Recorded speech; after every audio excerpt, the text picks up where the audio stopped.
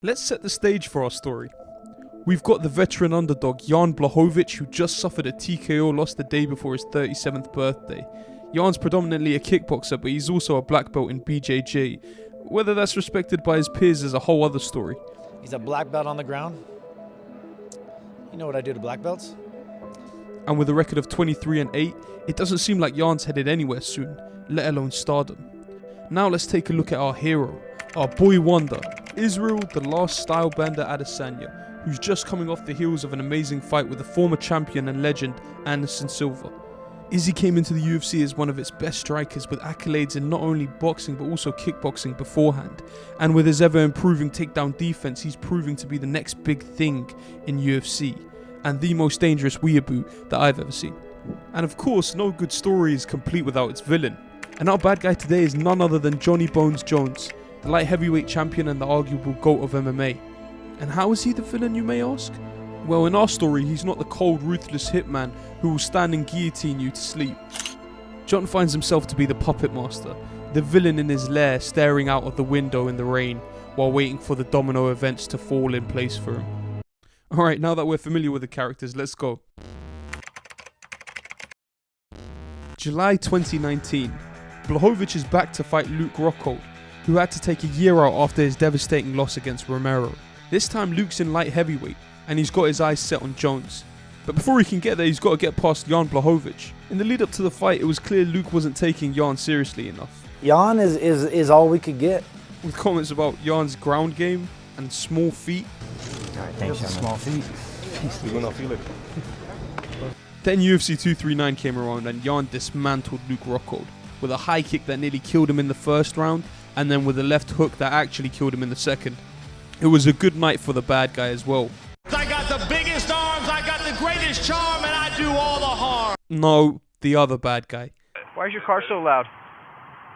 Man, you're just harassing me, man. With the win against Thiago Santos, who blew his knees during the fight, which made the prospect of a rematch easy, and Jan killing another potential matchup, things were looking good for Jones. Jan then went on to beat Jacare and knock out Corey Anderson, another potential matchup for Jones.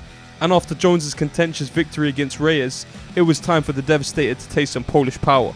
Jan knocked him out in the second round after giving him some grueling body kicks throughout the fight. But for all his chest puffing, Jon Jones had no intention of staying in the division and left to supposedly move to heavyweight. Things were going well for Jon. Ideas for a Reyes rematch, at least a competitive one, were slowly being phased out. The only things left for him to do was to fight Jan Blachowicz or Israel Adesanya. Speaking of which, let's check up on our protagonist. After the Anderson win, Izzy went on to fight Gastelum in a back and forth war where he showcased his skills and his heart in the championship rounds. Over the course of the year, he beat Robert Whittaker and Yoel Romero, all while trading shots against Jon Jones in interviews and tweets. No, I don't think so. I don't think Izzy wants to fight me. Let him go to heavyweight. I'll drag him back down.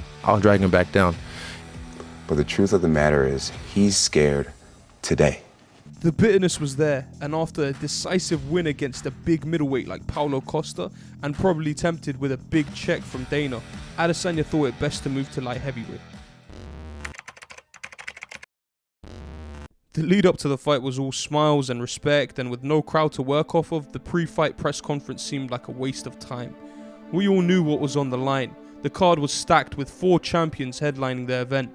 The weigh-ins were particularly interesting though, with Jan cutting like normal, but Stylebender coming in having not cut at all, and 4.5 pounds underweight. But the narrative remained that it would be Adesanya's superior technical ability against the veteran's brute Polish power. But the fight told a whole other story entirely. It starts with Izzy finding his footing and both parties landing some good leg kicks. Jan does a good job of checking the kicks, but Adesanya shows some more threats with his high kicks that hit Jan Blachowicz's guard. First round's over and Adesanya's probably up, but not by much. Round 2, Jan picks up the pace after checking Izzy's kicks again, and he sets up some good body kicks of his own and gets off some interesting combos. But the highlight of this round was seeing Jan's jab, which he lands at will to the head and downstairs to the body. Round 3, Jan's in full swing after cutting the cage and flurrying Adesanya. He wrestles him well against the fence, and although he doesn't keep Izzy down, they both trade some shots on the way out. Jan's jabbing Adesanya up and checking those leg kicks until Izzy finds his groove. He starts to land his jab and show that great evasive head movement we know him for. Round 4, the style bender's in his element. He starts to pop off some good shots from the reads that he's been making throughout the fight. Jan hits him with a stiff jab and a cross to let him know he's still there, but Izzy's more confident now, and he starts walking him down until we get a great piece of shoot boxing from Jan, who then immediately gets to half guard.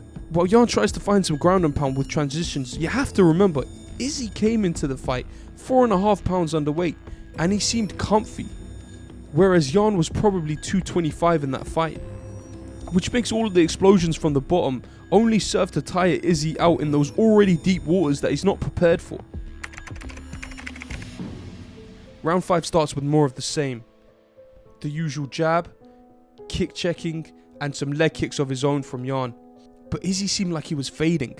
That momentum that he was building up in the 3rd and 4th round was gone, and it was clear that he had to take some risks. With a spinning back kick and what I can only assume was some form of drunken fist, Izzy's night comes to an end, with Jan finding his takedown, from full guard to half guard and then to mount. The ground and pound comes to a crescendo in the last 5 seconds, which leaves our hero looking helpless and Jan looking like the clear victor. Jon Jones was probably somewhere laughing maniacally with a white cat in his lap.